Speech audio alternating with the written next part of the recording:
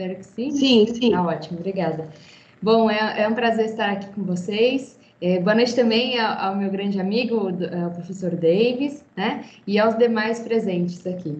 Bom, a ideia desse bate-papo, quando a doutora Valéria me convidou, era abordar essa questão da colaboração da advocacia, tendo em vista a necessidade da adequação à LGPD, que é a Lei Geral de Proteção de Dados Pessoais. E aí, como que os profissionais da área jurídica conseguem colaborar nesse sentido? Então, eu vou fazer um breve histórico aqui de como começou toda essa temática. Também, daí eu abordo os principais desafios para nós, profissionais da área jurídica. E aí, depois, eventualmente, a gente vai abordar alguns pontos aqui e depois eu passo a palavra para o professor Davis, para a gente ver também essa abordagem da área de tecnologia, como que também vai colaborar nos projetos de adequação. Eu costumo dizer que essa lei ela acaba trazendo essa necessidade da abordagem multidisciplinar, porque não é só cabível à área jurídica ou só uma área específica, mas sim a gente vai ter competências diversas no projeto de adequação. Porque se vocês pensarem até nos escritórios de advocacia, quando o cliente vem e faz lá propõe aí uma demanda, por exemplo, judicial ou extrajudicial, o que ele entrega para a gente? Né? Depois que você fecha ali o contrato de prestação de serviço, ele traz ali os documentos dele. E nós também recepcionamos dados desses clientes. Então, também os escritórios de advocacia também vão ter que se adequar à LGPD, né? Então, pensando nesse histórico, sendo escritório de advocacia, ou também você como prestadora de serviços, ou também, eventualmente, uma pessoa que é da área jurídica, trabalha interna numa empresa e pode colaborar também com um projeto de adequação. Então, a gente vai acabar abordando essas questões. Eventualmente, oportunidades em questões mais internas, se você é uma pessoa que trabalha numa empresa mesmo, na área jurídica, ou como uma consultoria, porque é possível também prestar serviço nesse sentido, né? Então, eu vou abordar essas questões. Bom, não sei se alguns de vocês já tiveram a oportunidade de estudar um pouquinho, mas a Lei Geral de Proteção de Dados acaba abrangendo todas as pessoas, sejam elas físicas ou jurídicas, que tratam dados pessoais, ou seja, que tem ali o envolvimento com algum dado pessoal, que é nome, RG, CPF, e dentre outros diversos. E aí, os dados, eles acabam estando em diversos processos. Eles estão no RH, quando você recebe um currículo. Então, o escritório de advocacia também tem lá o processo de seleção. Então, recepciona ali dados pessoais. A questão do armazenamento desses currículos, como que é feito, é uma oportunidade de trazer um pouco de governança para os escritórios de advocacia também, né? A questão da prestação de serviços, eventualmente, se o escritório contrata uma gráfica para imprimir algum material, um RP, por exemplo, um sistema lá que ajuda no controle dos processos que estão em andamento, também tem envolvimento de dados pessoais. A questão do escritório de contabilidade, que colabora para a emissão de guias tributárias, né, aquela questão mais fiscal, também tem envolvimento de dados pessoais, ou também o processamento da folha de pagamento dos empregados do escritório de advocacia, também tem aí envolvimento de dados pessoais. Só que é proibido o uso desses dados? Não, não é proibido. Mas você vai ter que buscar uma base legal para fazer isso, né? Então, nem todos aí, eu costumo dizer que tem cliente que me fala assim, mas doutora, por que aquela advogada, aquele advogado nunca ouviu falar do tema da LGPD? Ué, mas nós não temos aí médicos que têm a sua especialidade, né? Então, não é porque a pessoa é formada na área jurídica que ela tem que saber tudo, né? Mas vamos lá, a gente tem que buscar aí, seja qual for a sua área de atuação, você vai ter que ter um pezinho na LGPD para entender qual que é a base legal para você fazer tratamento de dados pessoais. Bacana. Esse tema da privacidade não é um tema novo. Desde 1948, com a Declaração dos Direitos Humanos, já tratava essa questão da privacidade como um dos direitos básicos do ser humano. Depois, na Constituição Federal, como vocês bem sabem, desde 88, a gente tem a previsão no artigo 5º, incisos 10º e 12, sobre a questão da privacidade como um direito básico também, o direito à intimidade. O Código de Defesa do Consumidor também já trazia ali o direito à informação para os consumidores, do que é feito dos dados das pessoas, as informações claras sobre a prestação de serviço. Então, essa questão de transparência não é um tema novo, né? Vamos lá. Então, e aí nessa linha, a gente tem também a questão da privacidade. Proteção é como você vai alcançar a privacidade, né? São os meios, como você vai fazer acontecer para chegar à privacidade. E quando eu falo privacidade, pessoal, eu falo da minha privacidade, da sua como cliente, como prestador de serviço, como empregado. Essa lei tem um impacto para nós mesmos, né? E aí a gente teve também o contexto da Europa, que trouxe ali uma importância, uma demanda internacional para que o Brasil tivesse uma lei específica sobre o tema.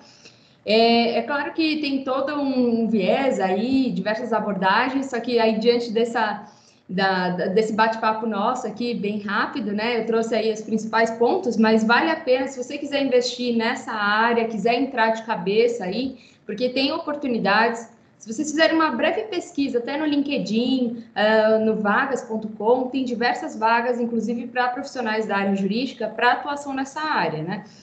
Então, tem aí cursos, por exemplo, eu mesma leciono um curso básico lá de LGPD, aí você entra a fundo, né? Mas vamos lá. Essa questão da Europa, o que ela acabou fazendo? Ela trouxe lá o contexto do GDPR, que é o Regulamento Europeu.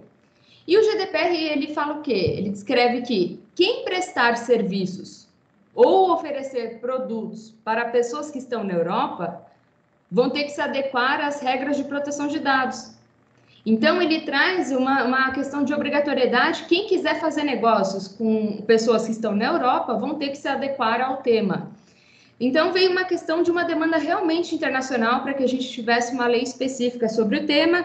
Inicialmente, era para ser uma alteração do Marco Civil da Internet, que é uma lei de 2014, que já tratava de alguns conceitos de dados pessoais, diversos pontos nesse sentido, só que aí, por conta de uma exigência internacional, a gente recebeu aí uma lei específica para o tema, né? Também bastante interessante para quem estuda, sempre indico alguns filmes, seriados. Para quem tiver interesse, lá no meu Instagram eu sempre posto aí, se vocês quiserem também se ambientar com esse contexto, é bem bacana aí, tá bom? Tenho lá o Snowden também, que teve uma questão interessante lá nos Estados Unidos, por volta aí de 2013, 2014. Ele ficou assustado, ele trabalhava na Agência Nacional lá dos Estados Unidos, ficou assustado com a quantidade de dados que o governo dos Estados Unidos usam, né? E aí ele denunciou essa questão, hoje ele está até exilado, né? Então, para quem já assistiu até o seriado lá, o documentário dele, é bastante interessante, para você entender um pouquinho desse contexto também, tá? Bom, o que eu trago aqui como desafios a essa lei? E aí, como cumprir a LGPD, que é uma lei de 2018, teve um vacatio legis de 2 anos, ou seja, as organizações e pessoas que tratam de dados pessoais tiveram 2 anos para fazer a adequação. Só que o que a gente tem visto? Somente agora que estão buscando adequação, né? Então, quais são os principais desafios nesse sentido? Porque a lei, ela exige, claro, tem que cumprir a lei como um todo. Mas aí, o que acontece? Tem alguns desafios adicionais, que eu costumo dizer, que é o quê? Como buscar a adequação em cada base legal de cada processo, e aí você vai ter que buscar uma das bases legais que estão previstas lá no artigo 7º. Como fazer acontecer os direitos dos titulares, por exemplo, se um cliente, um empregado, um prestador de serviço entra em contato com o escritório, e aí, como que ele vai exercitar o direito dele, por exemplo, de saber, escritório, você tem algum dado meu aí? E em quais processos você tem os meus dados? E eu não digo processos judiciais aqui, pode até ser os processos judiciais, mas eu digo processos de negócios às vezes, né? Quais são, por exemplo, eventualmente um empregado, ele está lá num processo que foi de recrutamento, né, de seleção, mas ele também está no processo de folha de pagamento, ou ele também está inscrito lá no RP, ou seja, você vai ter que ter um mapeamento dos processos, mapeamento dos dados, saber onde eles estão, e eventualmente se essa pessoa pede a retificação dos dados dela, como que você vai fazer acontecer isso internamente no escritório? Ou a eliminação, como que você vai eliminar os dados, né? Então, tudo isso tem esse contexto da LGPD e tem os desafios adicionais, claro. Como demonstrar a adequação LGPD, tendo em vista que a gente tem uma questão também que não é só a abordagem jurídica, mas tem uma abordagem técnica da lei. E aí o professor Davis vai comentar um pouquinho a respeito dessa questão. Como fazer a nossa lei, fazer valer a nossa lei brasileira, tendo em vista que os dados, eles são utilizados também no exterior. Por exemplo, quando nós armazenamos dados, por exemplo, um documento, um RG, que a gente tira uma foto e salva lá na nuvem, né, que fica lá no Google Drive, você tem um armazenamento de dados aí no exterior. Aí, é claro, eu dei o meu consentimento, eu estou utilizando aquele serviço. Mas pensando no contexto aí de hospedagem de dados, né, das empresas, também vai ter que ser analisada essa questão. E aí, como que se fazer valer a nossa lei aqui, brasileira lá nos Estados Unidos? É um desafio. Eu comento sempre que no começo desse ano a gente teve uma audiência bem interessante no STF, que foi a discussão de como fazer valer um tratado internacional que existe no contexto penal, né? Que tem ali uma questão que quando tiver uma investigação criminal no Brasil, que daí um juiz poderia emitir uma intimação para obtenção de conteúdos que são armazenados no exterior. E o que os Estados Unidos entenderam ali? Não, independente dessa carta rogatória aqui, dessa intimação internacional, eu não vou cumprir essa decisão, né? E aí o ministro, o Moro, na época, né, o ministro ali do Ministério da Justiça, o que ele identificou? Que cerca de 30% dessas ordens eram cumpridas. Então, é um desafio também a nossa autoridade ser constituída para quê? Para que ela defina essas questões de ordem internacional, né? Como que vai acontecer essas relações internacionais para fazer valer a nossa lei? A questão da revisão dos documentos, políticas e contratos, a área jurídica consegue colaborar nesse sentido, trazendo ali os riscos jurídicos, principais meios para mitigar esses riscos também, é bastante interessante, e inclusive vale mencionar que a contribuição da área jurídica, tendo em vista o nosso código de ética, tem lá a previsão de atividades exclusivas dos advogados, não é mesmo? Então, uma pessoa que não pode fazer uma atividade que é específica referente a um advogado, senão ainda tem ainda questões disciplinares aí, eventualmente, né?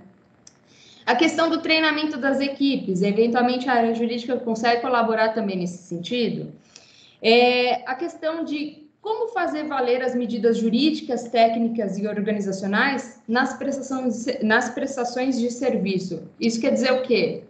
Que, eventualmente, se você contrata um escritório de contabilidade para fazer a sua folha de pagamento do seu escritório de advocacia, o ideal é que você oriente esse escritório de advocacia sobre o que é LGPD, quais são as boas práticas. Por quê? Porque, eventualmente, se ocorre uma violação de dados no escritório de contabilidade, isso pode respingar também com responsabilidade solidária para o escritório de advocacia, né? É claro, tem uma questão de responsabilidade subjetiva na lei, mas, eventualmente, é uma questão de prevenção, né? Que vale a pena você verificar.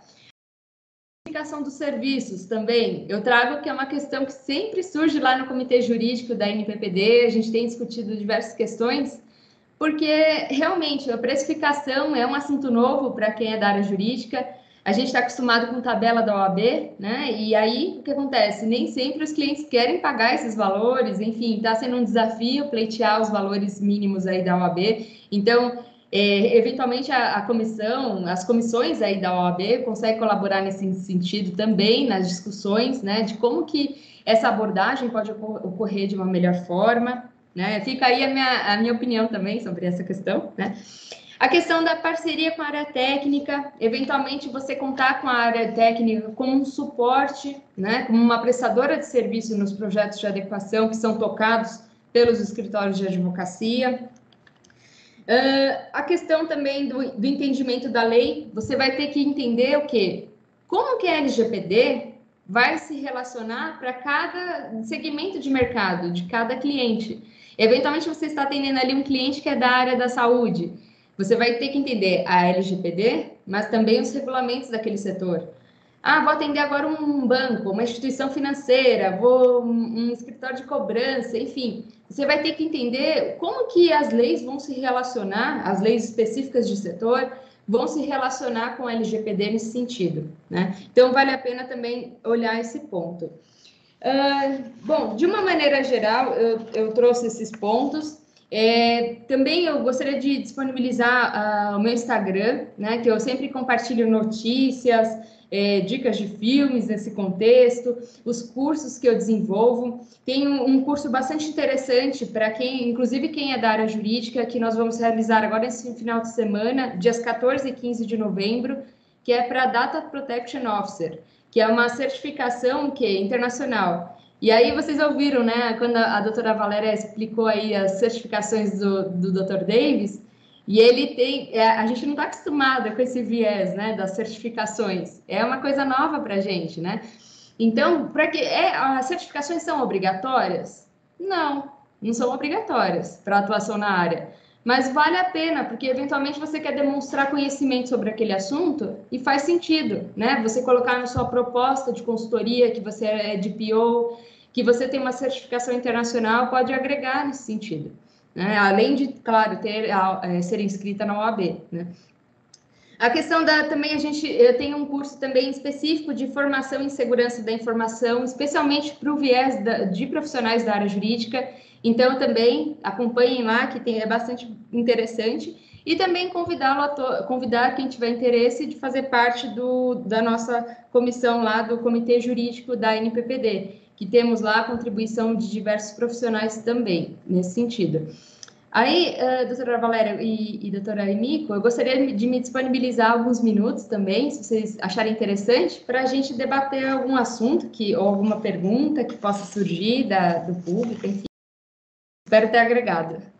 Trouxe os principais pontos aqui que costumam perguntar, espero que tenha sido esclarecedor. Olhando aqui o chat, deixa eu ver se alguém escreveu ou fez alguma pergunta. Tem sim, da Tatiana Coutinho, né? Uhum. Para fazer parte do comitê jurídico, tem de ser certificado DPO? Não tem. Doutora Emiko, obrigada pela pergunta. A Tatiana ali, Tatiana, você não precisa ser certificada como DPO para fazer parte, tá? Basta ter algum curso na área que você já consegue fazer parte. É só para saber se você conhece o tema, porque daí as discussões são bastante num nível mais elevado sobre o tema de proteção de dados. Então, aí vale a pena você ter algum conhecimento básico para entrar. Tá bom? Tem mais uma pergunta de Cirlei Nóbrega. Uhum.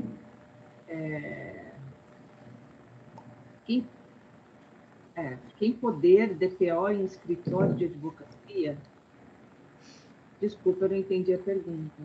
Eu acho que é para ser DPO, qual é aquela trilha necessária para ser um DPO? Tem que fazer aquela certificação ISFS e aí vai passando, né? Eu acho que é mais uma explicaçãozinha sobre a trilha para ser DPO. Acho que essa pergunta que ele... Ela é assim, quem pode ser DPO em um escritório de advocacia? Isso, acho que é isso que ela perguntou. E quais os requisitos para exercer essa função? Tá ótimo. Então, vamos lá. Tem alguns pontos aí nessa pergunta, daí a gente vai conversar, então. Para ser DPO, a nossa legislação, ela não traz aí a necessidade, a obrigação de ter essa certificação, é o mercado que traz essa demanda, tá, Cirlei? Então, envolve 3 cursos que são preparatórios para você obter a certificação, que daí você faz um exame depois. Por exemplo, nesse final de semana eu tenho um curso que é o teórico. Aí é o teórico em proteção de dados. Aí traz todo o contexto internacional e tudo. Daí você faz o curso e faz o exame em seguida. É um final de semana, né? E aí tem o curso de segurança da informação, da ISO 27001, e o curso prático, que inclusive é com o professor Davis. Então, aí vocês podem verificar as próximas datas também no meu Instagram. Quem pode ser DPO, o encarregado, né? No escritório de advocacia. Aí vamos para a segunda pergunta. Olha, tem uma discussão que ainda não chegou aqui no Brasil, mas tem uma discussão de eventual conflito de interesses quando a pessoa é advogada e, ao mesmo tempo, encarregada. Mas a nossa legislação brasileira não traz essa questão ainda, tá? A gente não tem essa definição. Por quê? Lá na Europa tem uma questão que estava sendo discutida, inclusive, o equivalente à OAB de Lisboa, né? De Portugal, mais especificamente a subseção lá de Lisboa, porque estava se discutindo, ok, uma